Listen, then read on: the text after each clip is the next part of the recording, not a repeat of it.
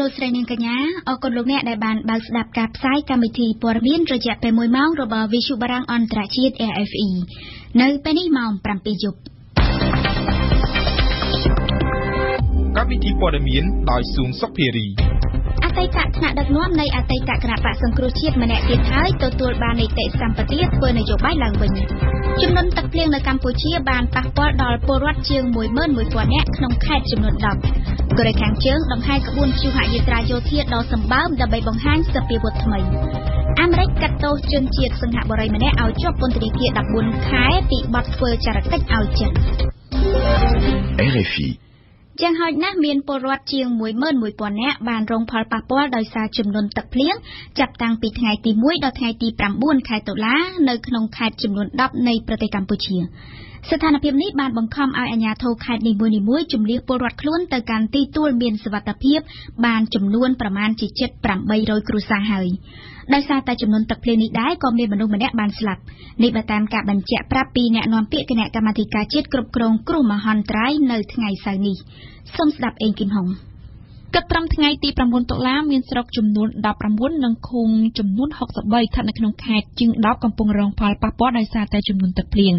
ខេត្តទាំងនោះរួមមានបៃលិន បន្ទាយមានជ័យ កំពង់ឆ្នាំង កំពង់ស្ពឺ កណ្ដាល ភ្នំពេញ តាកែវ ស្វាយរៀង ព្រះវិហារ ពោធិ៍សាត់និងបាត់ដំបងជាដើមក្នុងចំណោមខេត្តទាំង 10 នេះពោធិ៍សាត់និងបាត់ដំបងបានរងផលប៉ះពាល់យ៉ាងដំណំដោយសារតែចំនួនទឹកភ្លៀងគិតមកដល់ថ្ងៃទី 10 តុលានេះនៅតែបន្តធ្លាក់យ៉ាងគំហុកចំពោះទឹកស្ទឹងពោធិ៍សាត់មន្ត្រីជំនាញបានប្រមានពីកម្រិតកម្ពស់ទឹកអាចឈានដល់ការប្រកាសឲ្យប្រុងប្រយ័ត្នទៀតផងពីភ្នំពេញឯនេះវិញរដ្ឋមន្ត្រីក្រសួងមហាផ្ទៃលោកសខេងនៅក្នុងឋានៈជាប្រធានក្រុមការងារថ្នាក់ជាតិនិងក្រុមការងារគណៈបកចោះជួយខេត្តបាត់ដំបង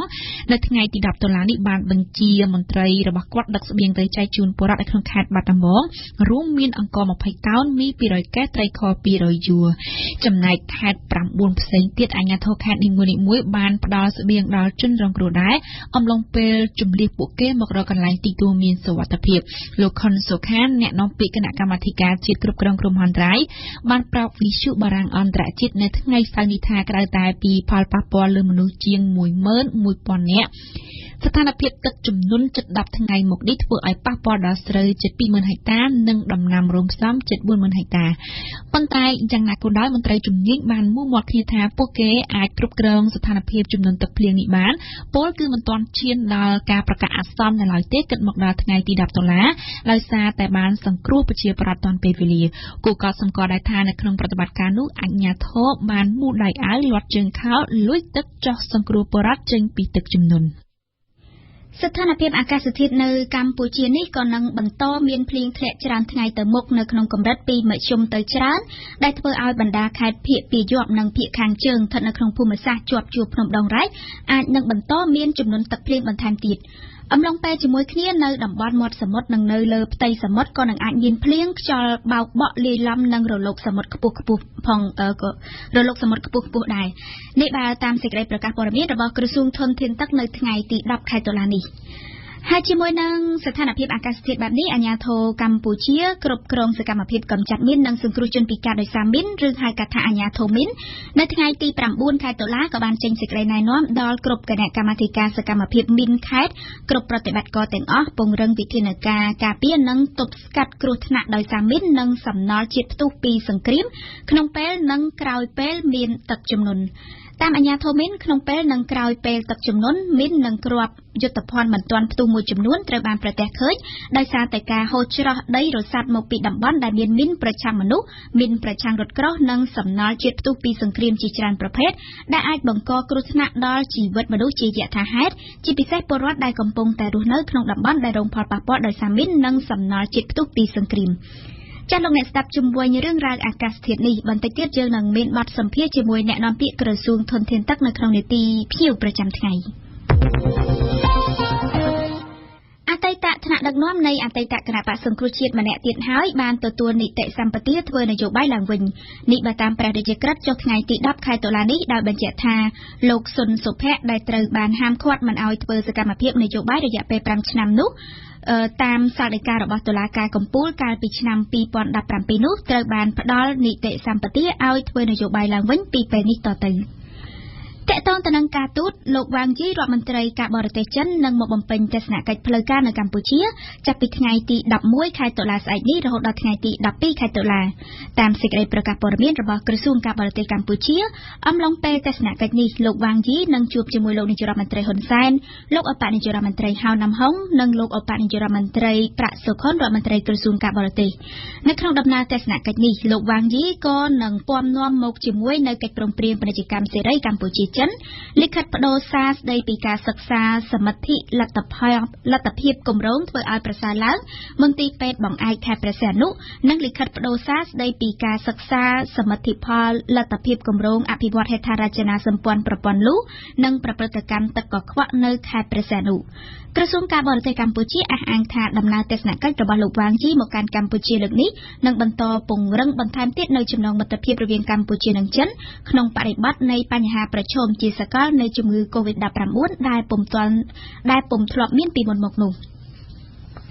ដែលឡែកកម្មករក្រុមហ៊ុនសម្រាមស៊ីនទ្រីប្រមាណជា300នាក់ក្នុងចំណោមអ្នកដែលកំពុងធ្វើកោតកម្មបានវិលត្រឡប់ចូលបម្រើការងារវិញនៅព្រឹកថ្ងៃទី10ខែតុលានេះបន្ទាប់ពីមានការបង្គាប់បញ្ជាពីក្រុមប្រឹក្សាអាជ្ញាកណ្ដាលក្រុមប្រឹក្សាអាជ្ញាកណ្ដាលនៅថ្ងៃទី9ខែតុលាម្សិលមិញបានបញ្ជាឲ្យផ្អាកជាបន្ទាន់ការធ្វើកោតកម្មរបស់កម្មករក្រុមហ៊ុនស៊ីនទ្រីហើយត្រូវត្រឡប់ចូលធ្វើការងារវិញទាំងអស់ចាប់ពីរសៀលថ្ងៃទី10ខែតុលានេះតទៅប៉ុន្តែនៅមានកម្មករប្រមាណជាជិត 1000 នាក់ទៀតនៅតែពុំទាន់ព្រមចូលធ្វើការនៅឡើយទេសូមស្ដាប់វ៉ាសំណាប់កម្មករក្រុមហ៊ុនសិនទ្រីយ៉ាងហោចណាស់300នាក់ក្នុងចំណោមកម្មករសរុបទាំងអស់ជាង 1200 នាក់ដែលធ្វើកោតកម្មបានសម្រេចចិត្តចូលបម្រើការងារប្រមូលសម្រាប់ឡើងវិញហើយនេះបើតាមការបញ្ជាក់ពីលោកមេតមាសភក្តីអ្នកនាំពាក្យស្លាករាជធានីភ្នំពេញនៅព្រឹកថ្ងៃសៅរ៍នេះនៅចំពោះមុខការត្រឡប់ចូលធ្វើការវិញរបស់កម្មករខ្លះនៃក្រុមហ៊ុនសិនទ្រីនាព្រឹកថ្ងៃសៅរ៍នេះលោកមេតមាសភក្តីអ្នកនាំពាក្យស្លាករាជធានីភ្នំពេញបានសម្ដែងការស្វាគមន៍និងសង្ឃឹមថាកម្មករដទៃទៀតនឹងសម្រេចឈប់ធ្វើកោតកម្មហើយវិលត្រឡប់ចូលធ្វើការងារវិញដោយអ្នកទាំង300នាក់ដែរដើម្បីរួមគ្នាសម្អាតទីក្រុងភ្នំពេញដែលកំពុងគ្របដណ្ដប់ដោយសម្រាប់ស្ទើរតែគ្រប់ទីកន្លែងបន្ទាប់ពីកម្មករក្រុមហ៊ុនសិនទ្រីជាង 1200 នាក់បានធ្វើកោតកម្មផ្អាកប្រមូលសម្រាមតាំងពីថ្ងៃទី2ដុល្លារមក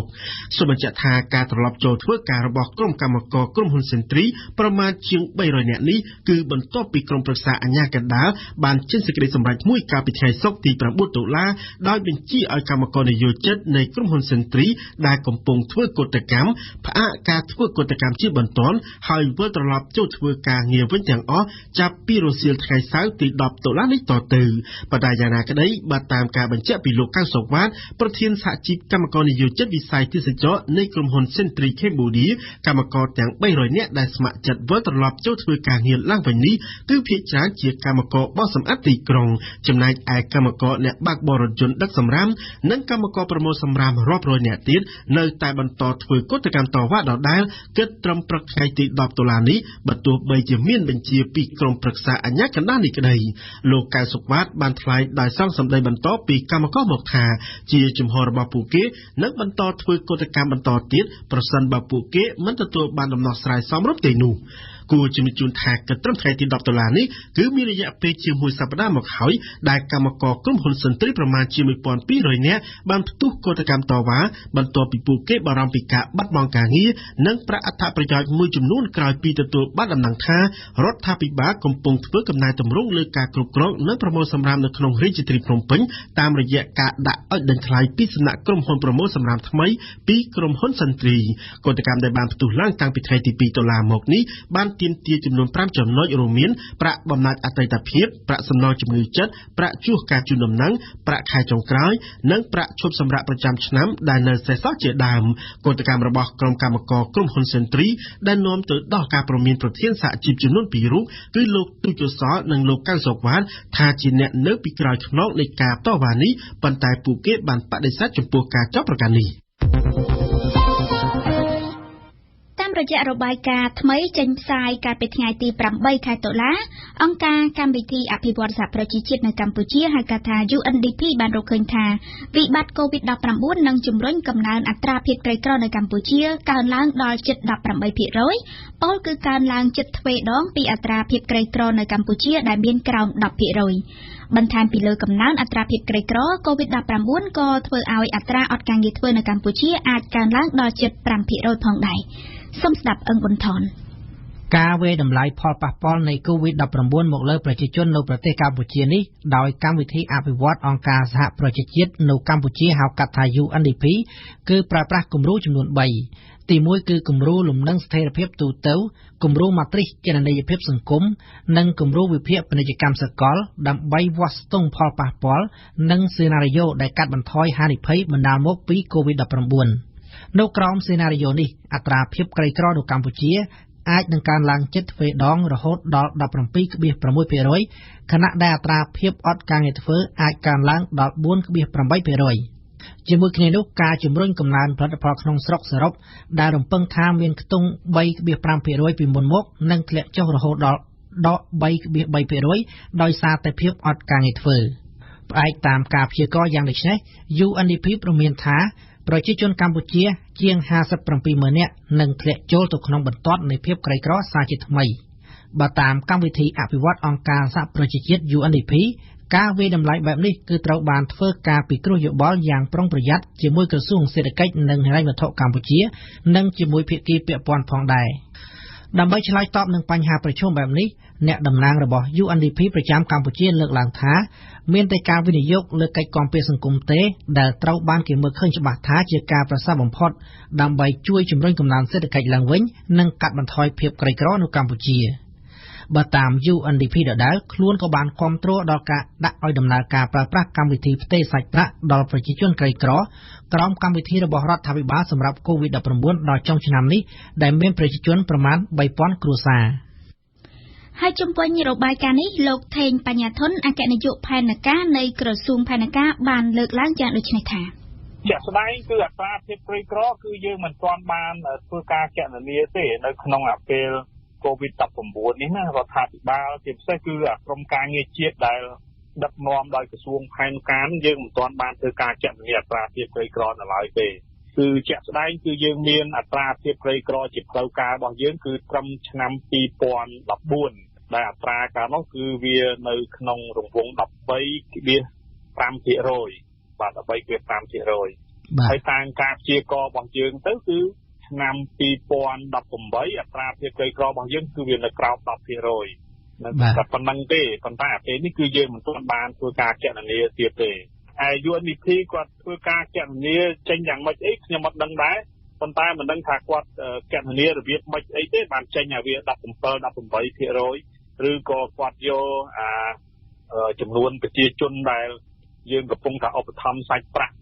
រាល់ថ្ងៃហ្នឹងយកទៅចែកនឹងចំនួនប្រជាជនកម្ពុជាសរុប16លានហ្នឹងបានវាចេញលេខនឹងប៉ុណ្ណឹងបើសិនជាយកធ្វើអញ្ចឹងអាហ្នឹងវាលក្ខខណ្ឌគោលការណ៍របស់អន្តរជាតិអត់មានអ្នកណាគេធ្វើអញ្ចឹងផងការគណនាអត្រាភាពក្រីក្ររបស់ជាតិគឺយើងប្រើទិន្នន័យអង្កេតសេដ្ឋកិច្ចសង្គមគិច្ចយកមកធ្វើការគណនាអាហ្នឹងមិនមែនតែកម្ពុជាទេលើពិភពលោកអាហ្នឹងនីតិវិធីគេគណនារបៀបហ្នឹងណាបាទដល់ពេលយកប្រជាជនកំពុងតែឧបត្ថម្ភសាច់ប្រាក់នេះមកចែកនឹងចំនួនប្រជាជនសរុបរបស់កម្ពុជាយកលេខហ្នឹងមកប្រើវាមិនត្រូវហ្មងខ្ញុំមិនដឹងថាបើយករបៀបហ្នឹងមកគណនាមិនដឹងថារៀនពីគ្រូណាមកដែរព្រោះរៀនវាអត់មានរៀនអញ្ចឹងណាយើងសូមងាកមកចាប់អារម្មណ៍ពីព័ត៌មានអន្តរជាតិវិញផ្ដើមចេញពីកូរ៉េខាងជើងកូរ៉េខាងជើងបានរៀបចំក្បួនព្យុហយាត្រាយោធាដ៏សម្បើមនៅថ្ងៃសៅរ៍ទី 10 ខែតុលានេះដែលជាគម្រប់ខួប75ឆ្នាំរបស់គណៈបកពលករជាបកតែមួយគត់របស់កូរ៉េខាងជើងប៉ុន្តែនៅលើកនេះគឺកូរ៉េខាងជើងមិនបានអញ្ជើញអ្នកសារព័ត៌មានបរទេសក៏ដូចជាតំណាងការទូតនោះទេដោយសារតែហេតុនៃវិបត្តិ COVID-19 ប៉ុន្តែនេះក៏ជាឱកាសនៃការបង្អួតបង្ហាញអំពីភាពជឿនលឿននៃបច្ចេកវិទ្យាយោធានិងសពាវុធថ្មី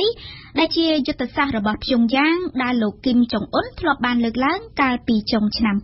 2019 លំអិតព័ត៌មានដោយអៀងសុមាញ់គឺនៅថ្ងៃទី 10 តុលា 10 ឆ្នាំមុនដែលប្រមុខដឹកនាំកូរ៉េខាងជើងបានណែនាំពិភពលោកឲ្យបានស្គាល់លោកគីមចុងអ៊ុនជាផ្លូវការ ដូច្នេះសម្រាប់ខួប75ឆ្នាំនៃការបង្កើតគណៈបកពលករនៅថ្ងៃសៅរ៍ទី10តុលាឆ្នាំនេះកូរ៉េខាងជើងក៏ត្រូវតែដង្ហែក្បួនព្យុហយាត្រាពិសេសជានិមិត្តរូបដែរបើតាមប្រភពព័ត៌មានកូរ៉េខាងជើងមានទាហានប្រមាណ 32,000 នាក់បានមកចូលរួមពលគឺច្រើនជាងការដង្ហែក្បួនព្យុហយាត្រាក្នុងថ្ងៃបុណ្យជាតិខួបលើកទី70ឆ្នាំកាលពីឆ្នាំ2018ដល់ទៅជិត3ដងយានយន្តយោធាដឹងរៀបបន្តគ្នាយ៉ាងវែង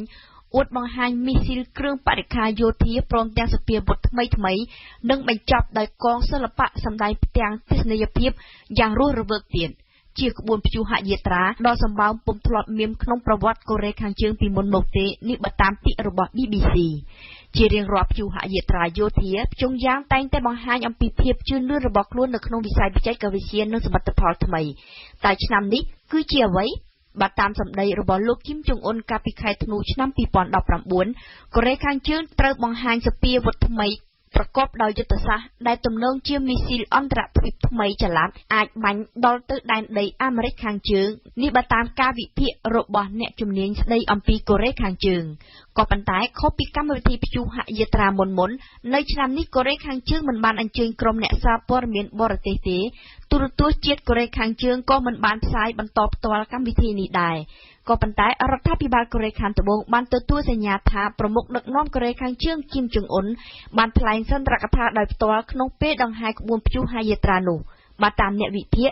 ព្យុហយាត្រាដ៏សម្បើមរបស់កូរ៉េខាងជើងនេះគ្មានកម្មវត្ថុផ្គឿនសហគមន៍អន្តរជាតិឬក៏សហរដ្ឋអាមេរិកឡើយតែគឺដើម្បីបង្អួតមតិសាធារណៈនិងធានារ៉ាប់រងដល់ប្រជាពលរដ្ឋកូរ៉េខាងជើងផ្ទាល់ក្នុងខណៈដែលប្រទេសកំពុងរងវិបត្តិសេដ្ឋកិច្ចយ៉ាងធ្ងន់ធ្ងរយ៉ាងណាក៏ដោយក៏កូរ៉េខាងត្បូងនិងសហរដ្ឋអាមេរិកកំពុងតែតាមដានព្រឹត្តិការណ៍នេះដោយប្រុងប្រយ័ត្នបំផុតនៅថ្ងៃសៅរ៍ទី10ខែតុលានេះបទឈប់បាញ់មួយដែលប្រទេសអាហ្សាបៃឡង់ហើយនិងអាមេនីបានព្រមព្រៀងគ្នាទើបតែចូលជាធរមាននាម៉ោង12ថ្ងៃត្រង់ម៉ោងនៅក្នុងស្រុកបទឈប់បាញ់នេះគឺជាលទ្ធផលនៃការចរចាយ៉ាងតានតឹងរវាងភាគីជម្លោះទាំងពីររៀបចំក្នុងទីក្រុងមូស្គូប្រទេសរុស្ស៊ីក្នុងថ្ងៃសុក្រទី9ខែតុលាដោយមានប្រមុខការទូតរុស្ស៊ីធ្វើជាអាជ្ញាកណ្ដាលប៉ុន្តែនៅប៉ុន្មានម៉ោងមុននឹងបទឈប់បាញ់ចូលជាធរមានការប្រយុទ្ធគ្នាក៏បានកើនឡើងមួយប្រាវរវាងកងទ័ពអាហ្សាបៃឡង់និងកងទ័ពអាមេនីដែលមានការប្រើគ្រាប់មីស៊ីលទៅវិញទៅមកគូរំលឹកថាអស់រយៈពេលប្រមាណជា2សប្តាហ៍មកហើយពោលគឺតាំងពីថ្ងៃទី27ខែកញ្ញាដែលការប្រយុទ្ធគ្នាបានផ្ទុះឡើងរវាងកម្លាំងទ័ពអាហ្សាបៃឡង់និងកម្លាំងទាមទារផ្ដាច់ទឹកដីនិយមក្នុងតំបន់ការ៉ាបាក់ដែលគ្រប់គ្រងដោយកម្លាំងទ័ពអាមេនីជុំវិញរឿងនេះបន្តិចទៀតយើងនឹងមានបទអន្តរាគមន៍លម្អិតពីគុជគុនធីរ៉ានៅក្នុងនីតិព្រឹត្តិការណ៍អន្តរជាតិប្រចាំថ្ងៃអង់គ្លេសបានចូលរួមជាមួយប្រទេសអឺរ៉ុបខាងកើតប៉ុន្មានប្រទេសផ្សេងទៀតក្នុងការប្រឆាំងនឹងលោកប្រធានាធិបតី Belarus Alexander Lukashenko ការចូលរួមប្រឆាំងរបស់អង់គ្លេសគឺតាមរយៈការដកឯកអគ្គរដ្ឋទូតអង់គ្លេសចេញពីប្រទេស Belarus រដ្ឋមន្ត្រីការបរទេសអង់គ្លេសបានបញ្ជាក់ថាការសម្រេចចិត្តរបស់អង់គ្លេសនេះគឺជាការថ្កោលទោសដែល Belarus បានបណ្ដេញមន្ត្រីការទូតប៉ូឡូញនិងលីទូអានីចេញពីប្រទេសយើងបញ្ចប់ព័ត៌មានអន្តរជាតិដោយនិយាយពីអាមេរិកតុលាការក្រុង Washington បានកាត់ទោសនៅថ្ងៃសុក្រម្សិលមិញដាក់ទោសជនឈ្មោះថាជនវ័យយងឬហៅថា Dixon Gill ជនជាតិសិង្ហបុរីឲ្យជាប់ពន្ធនាគារ14ខែពីបទបានធ្វើចរកិច្ចនៅលើទឹកដីអាមេរិកបម្រើប្រយោជន៍ជនរូបនេះបានសារភាពនឹងទទួលទោសកំហុសនៅចំពោះមុខតុលាការកាលពីខែកក្កដាឆ្នាំ2020ទោសកំហុសធ្វើចរកិច្ចបែបនេះអាចនឹងត្រូវតុលាការផ្តន្ទាទោសដាក់ពន្ធនាគារដល់ទៅ10ឆ្នាំឯណោះប៉ុន្តែថាតើហេតុអ្វីបានជាជនជាតិសិង្ហបុរីទទួលទោសស្រាលយ៉ាងដូចនេះសូមស្ដាប់អៀងសុមិញតុលាការបានសម្រាលទោសជនវ័យយាឲ្យជាប់ពន្ធនាគារត្រឹមតែ14ខែដោយសារជនជាប់ចោទបានសហការយ៉ាងពេញទំហឹងជាមួយនឹងអាជ្ញាធរអាមេរិកនិងដែលហេតុតែពន្ធនាគារគឺជាកន្លែងមានហានិភ័យខ្ពស់ឆ្លងជំងឺ COVID-19 នេះបើតាមប្រសាសន៍របស់ចៅក្រមដែលបញ្ជាក់ថាតុលាការត្រូវតែដាក់ទោសចំពោះទង្វើរបស់ជនវ័យយាមិនមែនដាក់ទោសលើអ្វីដែលគេបានគិតទេហើយម្យ៉ាងវិញទៀតបើតាមបទចោទប្រកាន់ជនជាប់ចោទបរាជ័យនៅក្នុងការបញ្ជូនឯកសារសម្ងាត់ទៅឲ្យចិនម្សិលមិញនៅក្នុងអង្គសាវនាការអនឡាញជនជាប់ចោទសិង្ហបុរីបានសម្ដែងការសោកស្ដាយនិងអះអាងថាគ្មានចេតនាធ្វើអាក្រក់ទេក៏ប៉ុន្តែលោកគាំទ្រជានិច្ចប្រទេសចិនមានអាយុ39ឆ្នាំជានិស្សិតថ្នាក់បណ្ឌិតផ្នែកនយោបាយសាធារណៈ ជនវ័យយាត្រូវបានអាជ្ញាធរអាមេរិកចាប់ខ្លួនកាលពីខែវិច្ឆិកាឆ្នាំ2019និងជាប់ឃុំឃាំងតាំងពីពេលនោះរហូតមកជនវ័យយាបានសារភាពនឹងទទួលកំហុសកាលពីខែកក្កដាថាពិតជាបានប្រព្រឹត្តសកម្មភាពខុសច្បាប់ក្នុងនាមជាភ្នាក់ងារស៊ើបការចិននៅលើទឹកដីអាមេរិកតាំងតែពីឆ្នាំ2015មកជាដំបូងលោកត្រូវប្រមូលព័ត៌មានយោធាទាក់ទងនឹងប្រទេសផ្សេងៗក្នុងតំបន់អាស៊ីបន្ទាប់មកគឺផ្ដោតទៅលើសហរដ្ឋអាមេរិកមួយនៅឆ្នាំ2018ជនជាប់ចោទសង្ហបុរីនេះបានបង្កើតក្រុមហ៊ុនคล้ายៗមួយដែលត្រូវការជ្រើសរើសទីប្រឹក្សាជាយោធានិងមន្ត្រីរដ្ឋការអាមេរិកក្នុងផ្នែកសំខាន់ៗនិងរសើបឲ្យមកជួយសរសេររបាយការណ៍មានជាអាចមន្ត្រីស៊ីវិលធ្វើការនៅក្នុងគម្រោងសាងសង់យន្តហោះចម្បាំងមន្ត្រីយោធារបស់មន្ទីរបញ្ចកោណនិងម្នាក់ជាមន្ត្រីនៅក្នុងក្រសួងការបរទេសនៅលើបណ្ដាញសង្គមជនវ័យយាបានណែនាំខ្លួនជាអ្នកជំនាញផ្នែកហានិភ័យនយោបាយនៃការភ្ជាប់ទំនាក់ទំនងរវាងអាមេរិកខាងជើងជាមួយប៉េកាំងតូក្យូនិងប្រទេសនៅតំបន់អាស៊ីអាគ្នេយ៍សំណុំរឿងកាត់ក្តីជនវ័យយាបានធ្លាក់មកជួនចំពេលដែលសហរដ្ឋអាមេរិកនិងចិនកំពុងតានតឹងនឹងគ្នាយ៉ាងខ្លាំងរហូតដល់ថ្នាក់អាមេរិកទៅបិទស្ថានកុងស៊ុលចិននៅទីក្រុង Houston តែម្ដងផងដោយចោទប្រកាន់ថាជាសម្បុកចារកិច្ច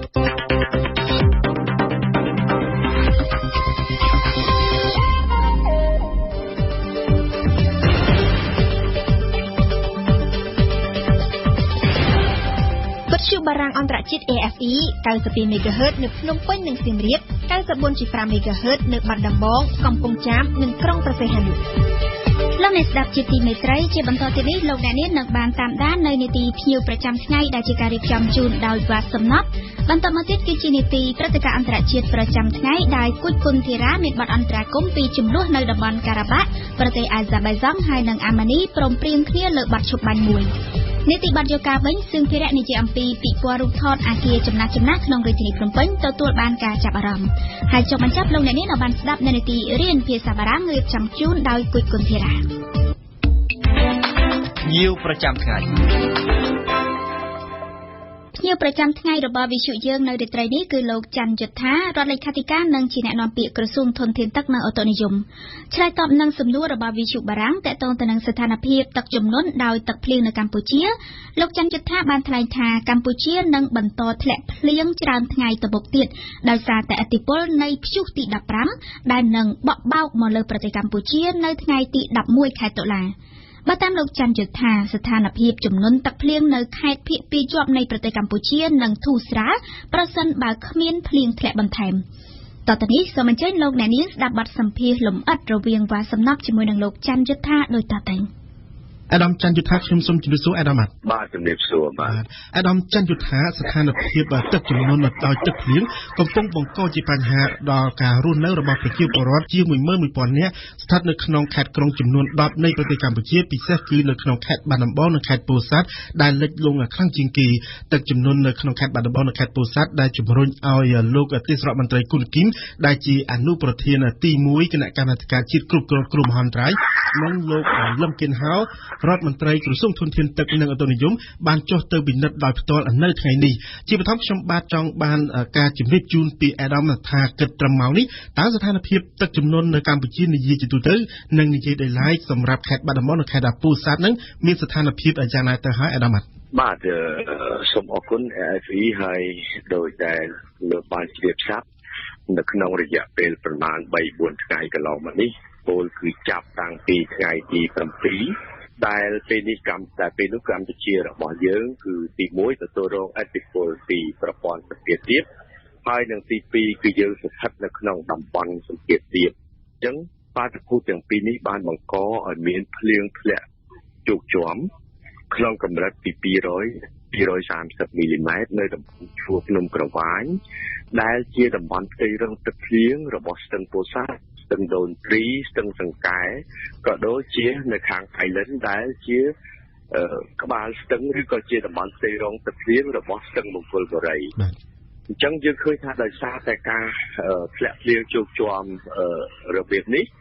ធ្វើឲ្យបណ្ដាស្ទឹងមួយចំនួនគឺមានការហក់ឡើងខ្ពស់ដូចជាស្ទឹងពោធិ៍សាត់យើងឃើញមានការ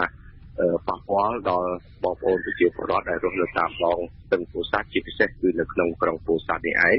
ហើយមកដល់ល្ងាច ម៉ោងប្រមាណ 7:06 នេះគឺស្ទឹងពោធិ៍សាត់គឺនៅក្នុងកម្រិត5 ម៉ែត្រជាងនៅឡើយបានន័យថានៅខ្ពស់ជាងកម្រិតដែលប្រកាសឲ្យប្រុងប្រយ័ត្ននោះប្រមាណប្រហែលជាកន្លះម៉ែត្រទៀតហើយយើងឃើញ 3-4 ថ្ងៃណាបន្តការឡើងហើយនៅពីយប់ម្សិលមិញនេះគឺឯកឧត្តមរដ្ឋមន្ត្រីលោកបានអញ្ជើញដើម្បីចាត់វិធានការមួយចំនួនអញ្ចឹងក្រោយពីវិធានការដើម្បីបើកទ្វារទឹកបន្ថែមមកយើងឃើញថាកម្ពស់ទឹកនៅក្នុងស្ទឹងពោធិ៍សាត់គឺនៅរក្សានឹង5.52 ម៉ែត្រមកដល់ពេលក្បាលប្រលប់នេះគឺនៅ5.52 ម៉ែត្រនៅនឹងតាំងពីយើងគិតថាម៉ោងប្រមាណម៉ោង 21 កាលពីម្សិលមិញមកហើយស្ថានភាពនៅផ្នែកខាងលើបានថាជាក្បាលរបស់ស្ទឹងពោធិ៍សាត់នៅឯស្រុកកវាញគឺចាប់ផ្ដើមស្រកចុះបន្តិចអញ្ចឹងបើនិយាយជារួមស្ទឹងពោធិ៍សាត់អាចនៅត្រូវការពេលវេលាប្រមាណ36 ទៅ 48 ម៉ោងទៀតទៅស្ថានភាពហ្នឹងគឺបានគូស្រាលដែលឡែកស្ទឹងដូនទ្រីឬក៏ស្ទឹងមោងឫស្សីរបស់ខេត្តបាត់ដំបងយើងក៏ឃើញមានការជន់ឡើងខ្ពស់ដែរប៉ុន្តែឥឡូវនេះស្ថានភាពបានគូស្រាលជាបដាហើយសម្រាប់ស្ទឹងមោងអាចត្រូវការប្រហែលជាក្នុងរង្វង់24 ម៉ោងទៀតទើបបានគូស្រាលមែនទែនហើយចំពោះស្ថានភាពផ្សេងៗដែលមានការប៉ះពាល់ជាពិសេសលើផ្នែកហេដ្ឋារចនាសម្ព័ន្ធធារាសាស្ត្រយើងក៏បានឯកឧត្តមរដ្ឋមន្ត្រីក៏បានជាឲ្យមានការជួសជុលឡើងវិញនៅថ្ងៃនេះហើយយើងបានចាប់ផ្ដើមតាំងពីព្រឹកមកហើយធ្វើការជួសជុលឡើងវិញជាបដាចំណែកស្ទឹងមួយទៀតនៅក្នុងខេត្តបាត់ដំបងដែរគឺស្ទឹងសង្កែគឺទឹកបាននៅកំពុងបន្តហក់ឡើងអាចមានការប៉ះពាល់ទៅតំបន់ទំនាបមួយចំនួនប៉ុន្តែនៅផ្នែកខាងលើគឺទឹកបានស្រកចុះបន្តិចហើយយើងបានចាប់ផ្ដើមទម្លាក់ចាប់តាំងពីម៉ោងប្រមាណ 7:00 រសៀលមកយើងចាប់ផ្ដើមទម្លាក់ទ្វារទឹកទំនប់ពហុបំណងចុះ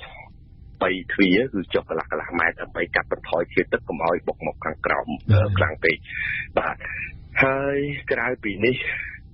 ក្រៅពីភ្លៀងដែលខ្ញុំបានជម្រាបជូនថាចាប់ពីថ្ងៃទី7ដល់ថ្ងៃទី9យើងឃើញមានភ្លៀងពី200ទៅ230 មីលីម៉ែត្រប៉ុន្តែយកមិញសម្រាប់តំបន់ផ្ទៃរងទឹកភ្លៀងរបស់ស្ទឹងមង្គលបុរីគ្រាន់តែស្រុកបបិលមួយគឺក្នុងមួយយប់ភ្លៀងធ្លាក់រហូតដល់230 មីលីម៉ែត្រដូច្នេះយើងគិតថាបើសិនជាស្ទឹងពោធិ៍សាត់ស្ទឹងដូនទ្រាស្ទឹងមោងហើយជាមួយនឹងស្ទឹងសង្កែនេះបានគូស្រាល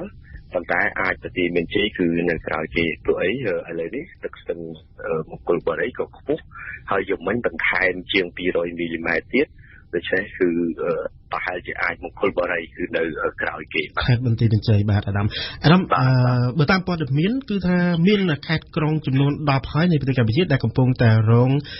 ដោយសារតែឥទ្ធិពលនៃទឹកភ្លៀងហើយមានការលិចលង់ខ្លាំងនៅក្នុងខេត្តភាគពាយ័ព្យនិងភាគខាងជើងនៃប្រទេសកម្ពុជាពិសេសគឺខេត្តបាត់ដំបងហើយនិងខេត្ត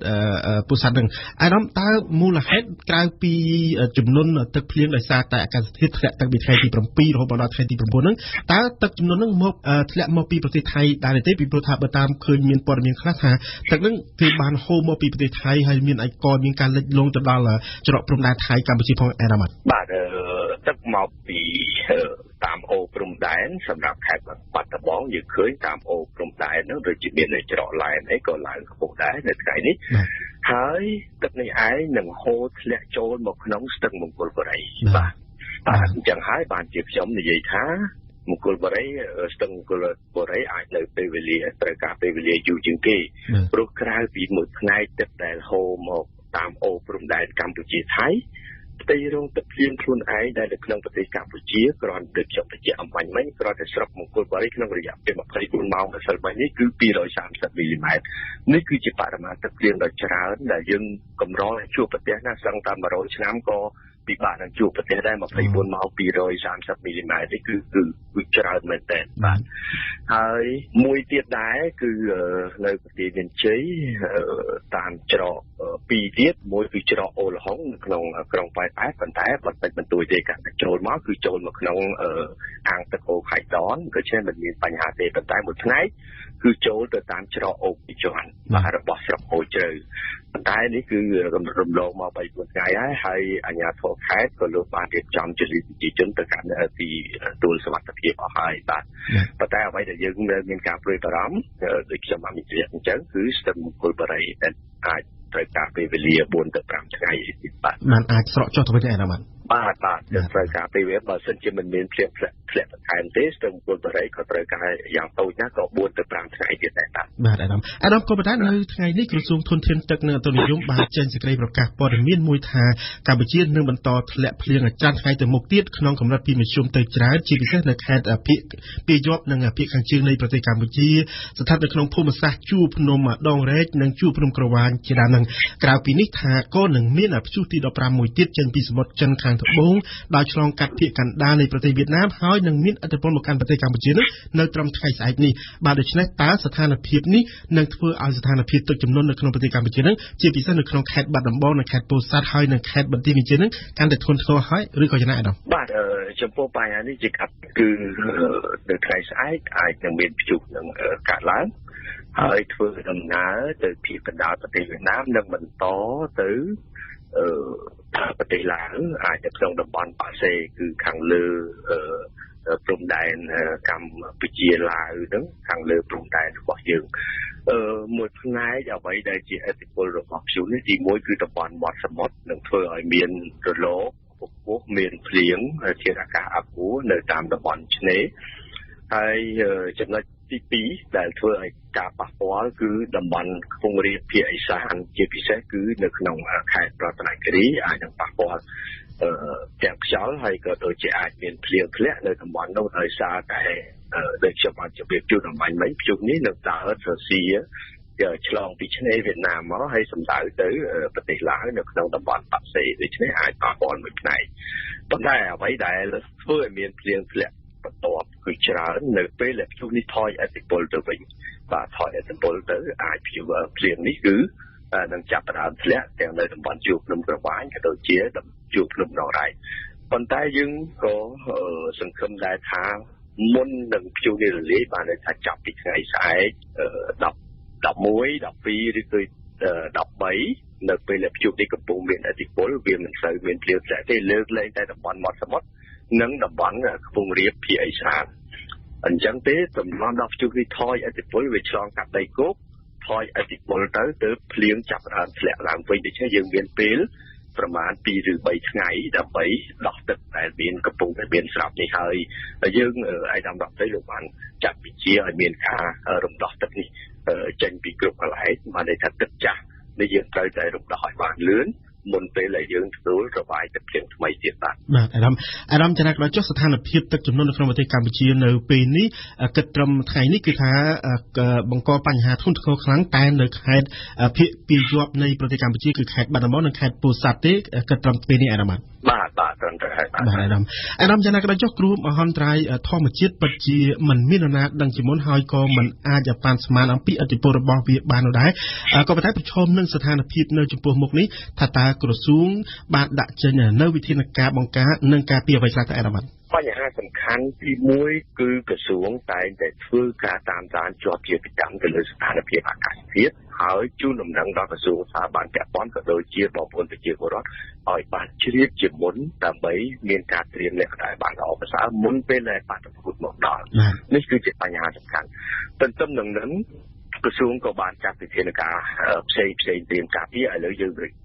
ឃើញក្នុងរយៈពេលប្រមាណមួយសប្តាហ៍មកហើយដែលយើងបានត្រៀមទប់ទល់ជាមួយនឹងចំនួនស្ទឹងព្រែកថ្នោតរបស់ខេត្តកំពង់ស្ពឺហើយតំរងពេលលោកបានជួយចុះទៅពីស្ថានភាពនិងដឹកនាំការងារលើទីនោះដល់ផ្ទាល់ឥឡូវយើងបានត្រៀមមុនក្នុងរង្វង់មួយសប្តាហ៍ឥឡូវថ្ងៃនេះគឺទឹកស្ទឹងព្រែកថ្នោតបានឈានដល់កម្រិតអាកាសបរិមាណបានលើកឡើងលើកគឺពីការកម្រិតដែលប្រកាសឲ្យមានការប្រុងប្រយ័ត្នហើយនេះគឺជាបញ្ហាសំខាន់ទី2ដែលយើងថាព្យាករណ៍ហើយយើងមានវិធានការជាមុនត្រៀមជាមុនដើម្បីកាត់បន្ថយនៅផលប៉ះពាល់ដែលកើតឡើងដោយសារគ្រោះធម្មជាតិបញ្ហាទី3នៅពេលដែលបាតុភូតកើតឡើងឬនៅពេលដែលមានគ្រោះធម្មជាតិកើតឡើងក្រសួងតែងតែបញ្ចេញនៅគ្រឿងចាក់ធនធានក្នុងការជួយអន្តរាគមន៍ដើម្បីកាត់បន្ថយនៅផលប៉ះពាល់ អារម្មណ៍ដោយសារតែប្រទេសកម្ពុជាយើងឲ្យតែមានព្យុះឬក៏មានភ្លៀងធ្លាក់ជាបន្តនោះនឹងបង្កឲ្យមានទឹកជំនន់ទឹកភ្លៀងជាក់ស្ដែងកាលពីពេលថ្មីនេះខេត្តព្រះសីហនុក៏រងនៅការលិចចាលផងដែរតើដើម្បីបញ្ជាក់អំពីការដោះស្រាយបញ្ហាហ្នឹងថាតើมันមានមធ្យោបាយណាមួយដើម្បីធ្វើឲ្យស្ថានភាពកុំឲ្យកម្ពុជានឹងមានរងការលំបាកដោយសារទឹកជំនន់ដែរទេនៅរាល់ពេលដែលមានព្យុះម្ដងហ្នឹងយើងមានវិធានការជាបន្តប៉ុន្តែវាត្រូវការថាវិការត្រូវការពេលវេលាកន្លងមកយើងបានសាងសង់ជាបន្តនៅបណ្ដាអាងទឹកធំនៅលើតំបន់ផ្ទៃរងទឹកភ្លៀងរបស់ស្ទឹងជាពិសេសគឺបណ្ដាស្ទឹងធំទាំង11ដែលជុំវិញបឹងទន្លេសាបខ្ញុំឧទាហរណ៍ស្ទឹងព្រែកខ្នោតដែលតែងតែយាយីដល់រាជធានីភ្នំពេញខេត្តកណ្ដាលក៏ដូចជានៅខេត្តកំពង់ស្ពឺវិធានការដែលក្រសួងបានប្រកាន់យកកន្លងមកទី1គឺយើងបានសាងសង់អាងទឹកក្នុងចំណោមអាងទឹក3ដែលយើងត្រូវសាងសង់ឥឡូវនេះយើងទើបតែសាងសង់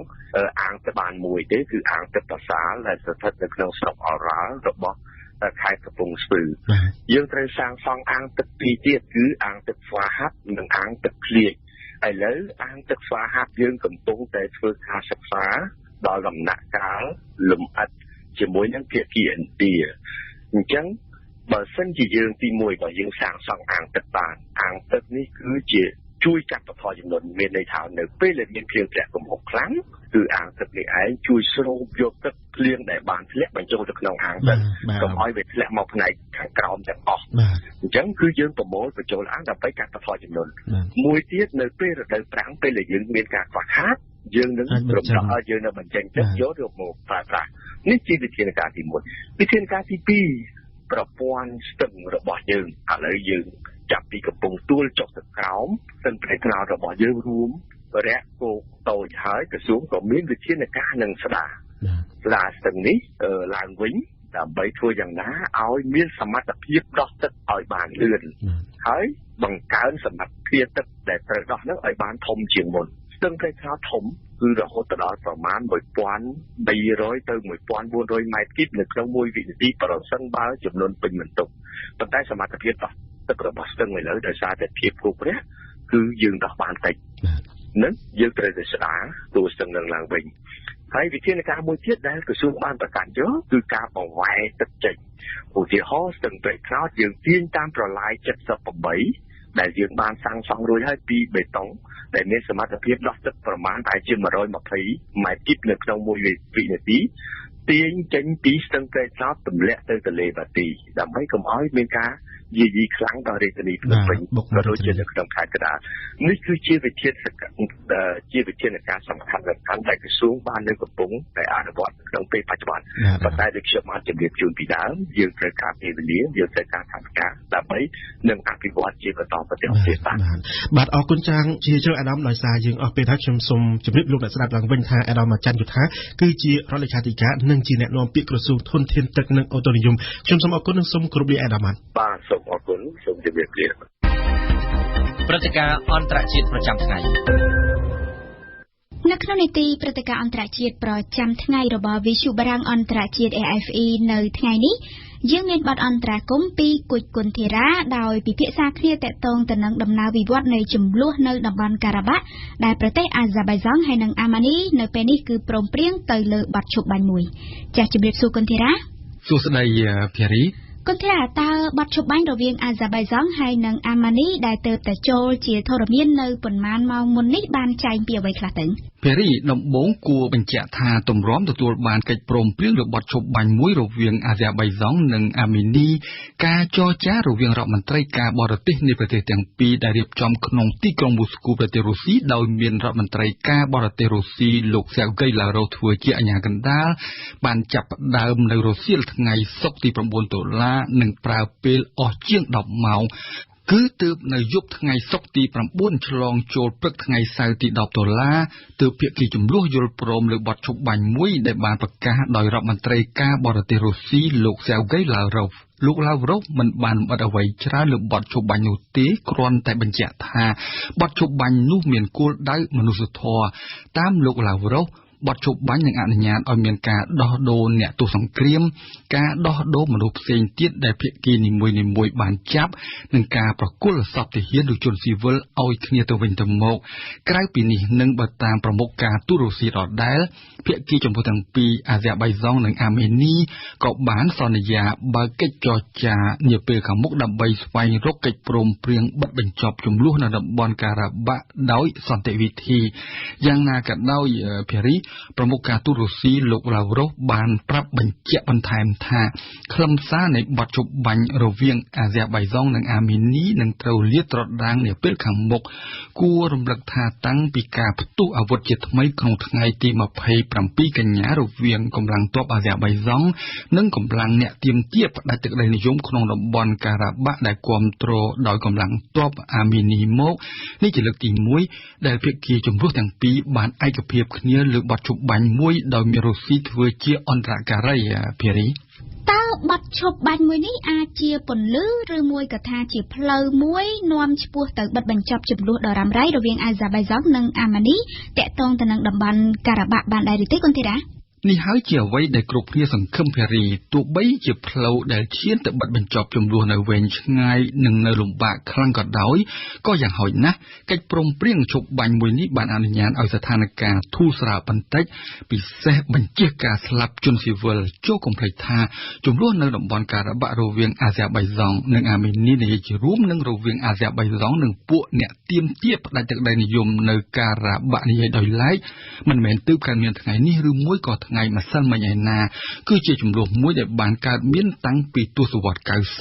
ពលតាំងពីក្រោយសហភាពសូវៀតបានដួលរលំក្នុងឆ្នាំ1991នៅក្នុងសម័យសហភាពសូវៀតតំបន់ការ៉ាបាក់ជាទឹកដីអាហ្សេបៃហ្សង់តែក្រោយសហភាពសូវៀតដួលរលំប្រជាជននៅការ៉ាបាក់បានក្រោកឈរទាមទារឯករាជ្យផ្ដាច់ខ្លួនចេញពីអាហ្សេបៃហ្សង់តែអាហ្សេបៃហ្សង់មិនចុកចិត្តនិងបន្តទាមទារយកតំបន់ការ៉ាបាក់ត្រឡប់វិញ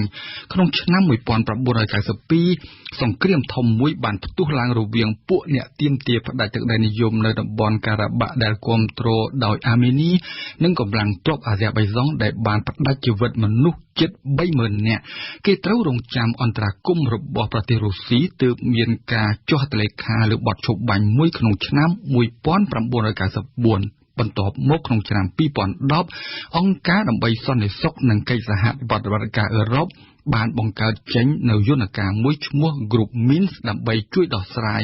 Group Minsk នេះមាន3ភាគីចូលរួមគឺរុស្ស៊ីបារាំងនិងសហរដ្ឋអាមេរិកប្រមុខការទូតរុស្ស៊ីបានបញ្ជាក់ក្នុងពេលប្រកាសពីបទជប់បាញ់រវាងអាហ្សេបៃហ្សង់និងអាមេនីនាព្រឹកថ្ងៃសៅរ៍នេះថាអាហ្សេបៃហ្សង់និងអាមេនីបានសន្យាចូលតុចរចាដោយបន្តប្រើយន្តការ Group Minsk ឬនិយាយស្រួលយល់ Group Minsk នឹងបន្តដើរតួនាទីជាអន្តរការីនៅក្នុងការចរចារវាងអាហ្សេបៃហ្សង់និងអាមេនីភារីគុនធីរ៉ាឃើញថា10ឆ្នាំមកហើយដែលយន្តការ Group Minsk មិនអាចរកដំណោះស្រាយឲ្យចំនួននៅតំបន់ការ៉ាបាក់បើ10ឆ្នាំមិនអាចដោះស្រាយបានផងតើគេមិនគួររិះរោយន្តការផ្សេងទេឬក៏យ៉ាងម៉េចដែរគុនធីរ៉ាពិតជាគួរភារីតែសួរថាតើគួរប្រើយន្តការមួយណាព្រោះចូលកុំភ្លេចថាតាំងពីចំនួននៅតំបន់ការ៉ាបាក់បានផ្ទុះឡើងជិត30ឆ្នាំមក Group Minsk ជាយន្តការអន្តរជាតិតែមួយគត់ដែលគេមានសម្រាប់ជួយដោះស្រាយឲ្យចំនួននៅតំបន់ការ៉ាបាក់ដូច្នេះនៅចំពោះមុខពិសេសក្នុងពេលដែលសង្គ្រាមបានផ្ទុះជាថ្មីពេលនេះគេហាក់គ្មានជំរឿសអ្វីផ្សេងក្រៅពីបន្តប្រើយន្តការ Group Minsk នេះទេពិតណាស់ស្ថានភាពកាលពីជិត30ឆ្នាំមុននិងស្ថានភាពឥឡូវមិនដូចគ្នាទេជិត30ឆ្នាំក្រោយមកចំនួននៅតំបន់ការ៉ាបាក់មានការចូលរួមលូកដៃពីតួអង្គផ្សេងដែលបានធ្វើឲ្យចំនួនមួយនេះហាក់កាន់តែរីករាលដាលលើសពីព្រំដែនរវាងភាគីចំនួនអាហ្សេបៃហ្សង់និងអាមេនីអ្វីដែលគេបានឃើញនារយៈពេលចុងក្រោយនេះភារី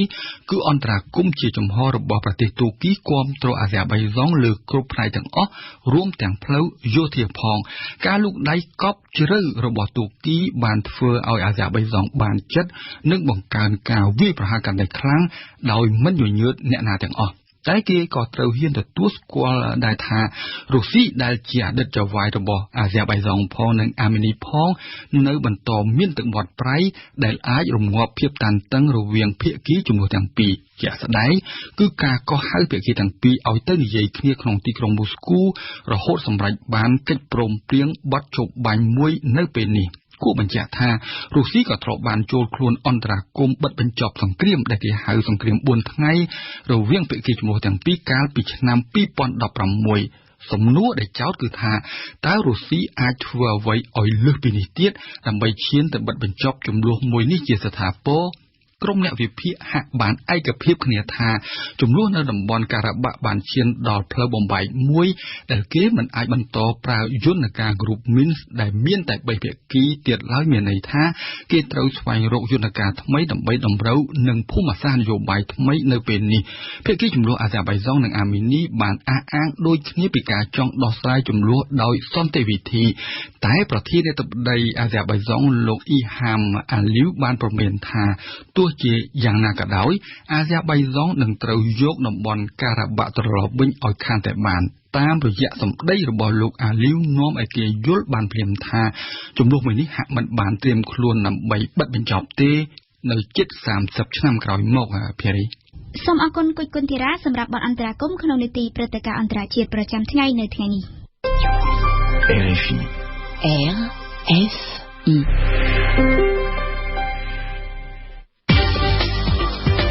បទយោកាស្ថានទូតបារាំងប្រចាំក្រុងភ្នំពេញនៅថ្ងៃសៅរ៍ទី10ខែតុលានេះបានបើកឲ្យសាធារណជនចូលទស្សនាដោយសេរីនៅក្នុងឱកាសទិវាបេតិកភណ្ឌអមដោយពិព័រណ៍របស់សភាពាណិជ្ជកម្មនិងឧស្សាហកម្មបារាំងកម្ពុជា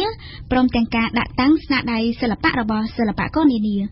ហើយនាឱកាសនេះពិព័រណ៍រូបថតអគារចំណាស់ក្នុងរាជធានីភ្នំពេញក៏ហាក់ដូចជាទទួលបានការចាប់អារម្មណ៍ខ្លាំងពីសាធារណជនផងដែរសូមស្ដាប់បទយោការរបស់សឹងភិរៈរាប់បានថានេះជាលើកទី1ក្នុងពេល COVID-19 ដែលស្ថានទូតបារាំងបើកឲ្យសាធារណជនបានចូលទស្សនាជាថ្មីទៀតនៅក្នុងឱកាសដាក់តាំងបង្ហាញនៅរូបថតស្ថាបត្យកម្មដែលសល់ពីសម័យអាណានិគមបារាំងនៅក្នុងរាជធានីភ្នំពេញក៏ដូចជានៅតាមបណ្ដាខេត្តមួយចំនួនសំណង់អគារទាំងនោះត្រូវបានអ្នកឯកទេសថតរូបថតយកមកបង្ហាញដែលមានភ្ជាប់មកជាមួយនៅការពណ៌នាតាមរយៈរូបភាពទាំងនោះ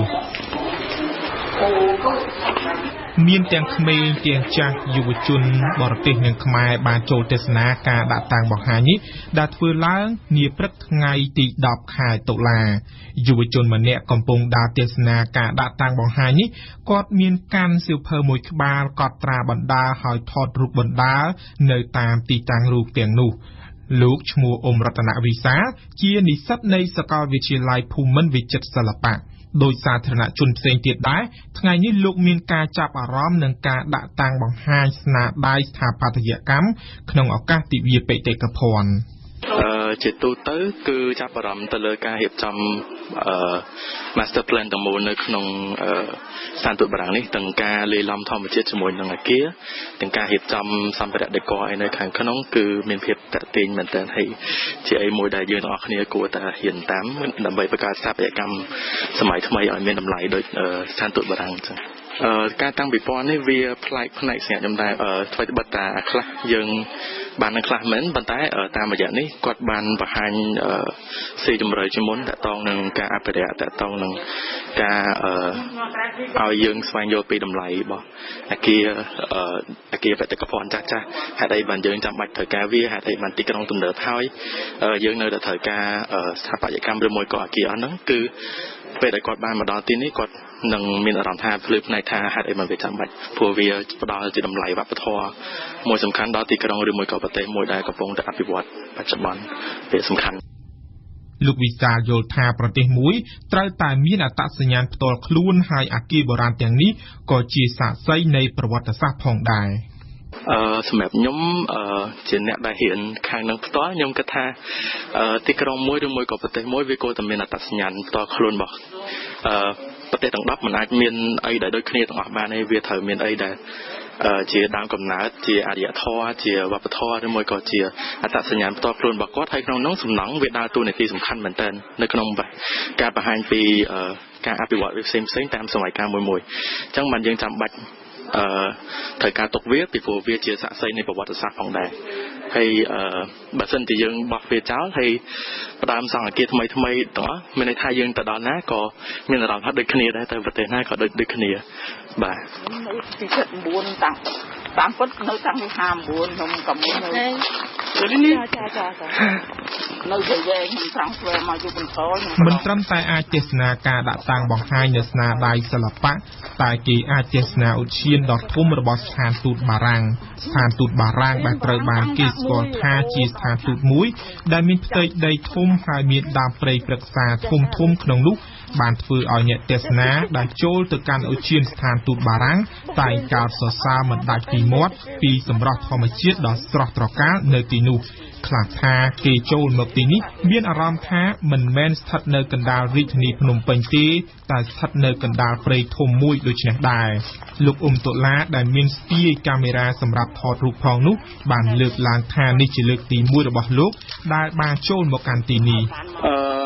តាំងពីចាំនេះទៅលើកទី1ខ្ញុំមកចូលក្នុងសួនរបស់ស្ថានទូតបារាំងហ្នឹងហើយខ្ញុំធ្លាប់តែឃើញ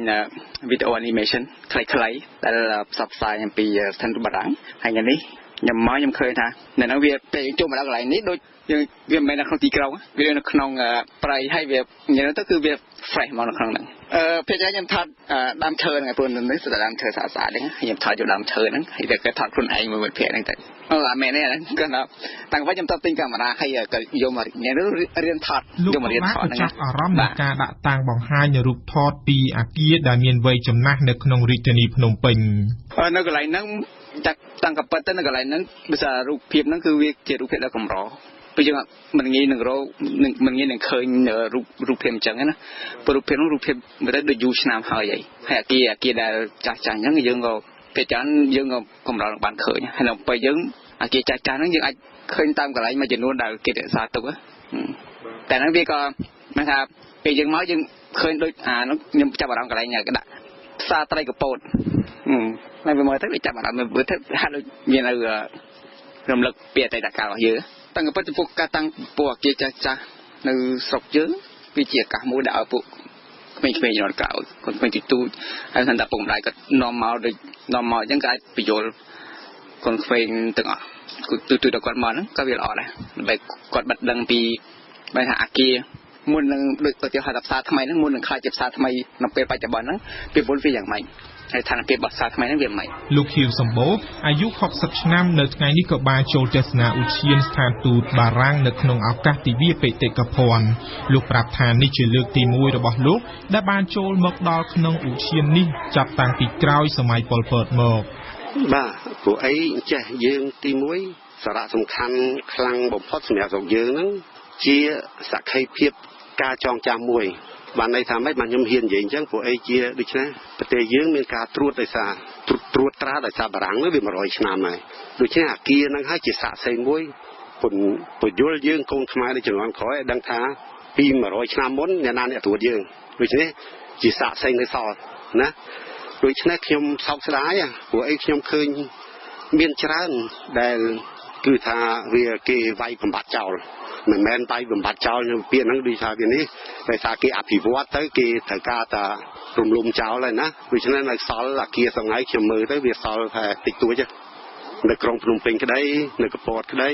បាត់ដំបងក្តីគេចេះក្តីដូច្នេះការសល់ហ្នឹងពីចំនួនប្រាំងហ្នឹងវាសល់តិច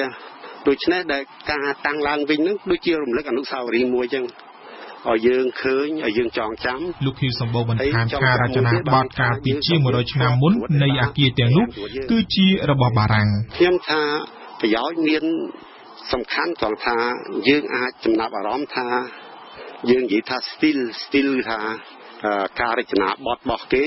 ដូច្នេះយើងអាចមើលទៅឃើញថាអ្វីដែលខុសពីភាពរបស់យើងណារចនាបថដូច្នេះអូនឃើញស្រាប់ហើយផ្ទះខ្លះរហូតដល់ឥឡូវអ្នកខ្លះក៏យករចនាបថហ្នឹងមកសាងសង់ឡើងវិញដែរខ្មែរយើងភាគច្រើនណាដោយសារគាត់ស្រឡាញ់អាហ្នឹងហើយទី1ទៀតរចនាបថរបស់ប្រាំងហ្នឹងយើងឃើញវាល្អមែនវាជាពិសេសនៅស្រុកខ្មែរហ្នឹងរចនាបថហ្នឹងវាមកពីខាង ត្បូងនៃស្រុកប្រាំងភាគច្រើនអូនឯងទៅដល់នេះទៅដល់ម៉ាក់សីវិថារចនាបថហ្នឹងមកមើលស្រុកខ្មែរហើយនឹងខាងនោះដូចគ្នាអញ្ចឹងដូច្នេះបានយើងឃើញថាតាមខ្ញុំស្មានអាស៊ីតិចដែលគូជំនាន់ហ្នឹងភាគច្រើនផែនអ្នកនៅខាងត្បូងស្រុកប្រាំងហ្នឹងនេះតាមការខ្ញុំយល់របស់ខ្ញុំឯណាដោយសារមានហើយខ្ញុំសោកស្ដាយបំផុតផ្ទះខាងប្រពន្ធខ្ញុំមានផ្ទះមួយនៅមាត់ទន្លេនៅខាងមុខវត្តអណាឡោមណាហើយផ្ទះហ្នឹងនៅពីក្រោយវត្តព្រះកំឡុងណាឥឡូវគេបាយចោលហើយផ្ទះហ្នឹងក៏ស្ដាយដែរព្រោះសង់តាំងពីជំនាន់ប្រាំងមកឥឡូវគេបាយចោលបាត់ហើយសូមជម្រាបជូនថាស្ថានទូតបារាំងនៅថ្ងៃសៅរ៍ទី10ខែតុលាបានបើកឲ្យសាធារណជនចូលទស្សនានៅក្នុងឱកាសទិវាបេតិកភណ្ឌអមដោយពិព័រណ៍របស់សភាពាណិជ្ជកម្មនិងឧស្សាហកម្មបារាំងកម្ពុជានិងការដាក់តាំងស្នាដៃសិល្បៈរបស់សិល្បករស្ដីពីបេតិកភណ្ឌរូបអគារទាំងនោះគឺជាអគារដែលមានវ័យចំណាស់នៅក្នុងរាជធានីភ្នំពេញបន្ទាប់ពីក្រុមហ៊ុនរបស់បារាំងបានរៀបចំរចនាអគារទាំងនោះឡើងវិញរូបថតអគារទាំងនោះគឺភាគច្រើនបង្ហាញពីអគារស្ថាបត្យកម្មបែបបារាំងឬជាអគារក្នុងសម័យអាណានិគម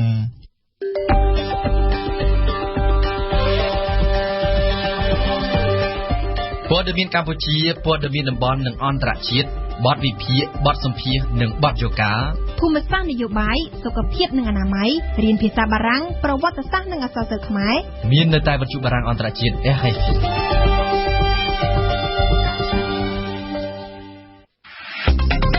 រៀនភាសាបារាំងនេតិរៀនភាសាបារាំងរបស់វិទ្យុយើងនៅសប្តាហ៍នេះគឺជាការរៀបចំជូនដោយគុជគុណធីរ៉ាចង់ដឹងថាតើគុណធីរ៉ាមានអ្វីថ្មីមកជម្រាបជូនលោកអ្នកនាងទៀតហើយសូមអញ្ជើញតាមដានស្ដាប់ដូចតទៅខាងនេះភ្លៀងធ្លាក់ខ្លាំងណាស់ខ្ញុំមិនសប្បាយក្នុងចិត្តសោះនាងណាត់យ៉ានិងអាមនុស្សកំរោលនោះជាគួរដំណឹងនឹងគ្នាហើយត្រោកដើរលេងមកជុំហាងទៀមកាហ្វេនិងហាងលក់បារីរបស់នាងម៉ារីអងសិនBonsoir Marie-Ange. Oh là, ça ne va pas, hein? Il pleure dans mon cœur comme il pleut sur la ville. Il pleut? Non, il pleut. Verlaine, un poète français. Ah. Alors, vous venez pour du vin? Du café? Pour du bière, s'il vous plaît. Non, c'est le vin, alors on dit du vin.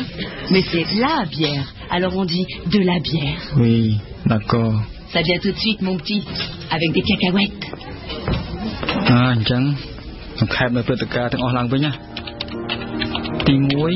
nhưng nạt giáp man dễ từ can khô sa mà nhé. Thằng niếng nơi tai pí sập ở đà tì. Madame Nadia, toujours sur ma ligne. Tenez, je ne suis pas là de semaine. Hơi niếng miên bánh hạp này. Aïe, mes yeux, Gaël, où sont mes lunettes? Tí pí, miên một phẹn niếng an mà nhẹ nhít.តែលេខទូរស័ព្ទលេងដំណើរការហើយចុះតើខ្ញុំដាក់លេខទូរស័ព្ទនោះនៅទីណាអញ្ចឹង